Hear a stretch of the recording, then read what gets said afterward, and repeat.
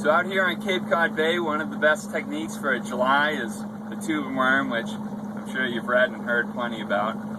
But the tubing worm is one of those techniques where one little change or adjustment can have a huge impact on the amount of fish that you end up catching. And I think the reason why we were able to catch a bunch of fish today was because of how we were rigged up with regards to our tube. So here's an 18-inch tube. We did well with 18 and 24-inch tubes today.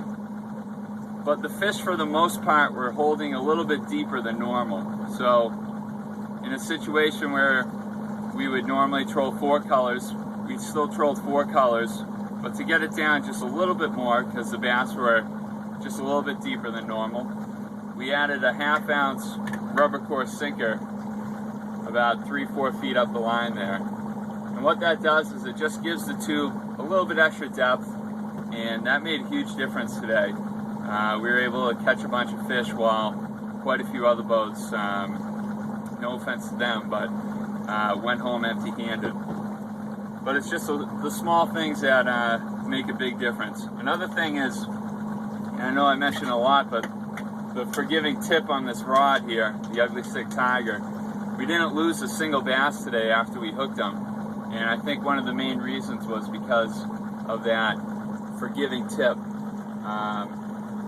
You know, when the bass is shaking his head next to the boat, this right here does a good job of preventing the hook from being pulled. And speaking of hooks, this is a Mustad 9/0. Looks like an offset, that's what it is. Forgive me, I've been up forever. But that's a 9/0 offset hook. And the vast majority of the bass that we hooked today were hooked extremely well. And they were not coming out. So no need for a stinger hook today, especially with all the bluefish around. It would have been a nightmare.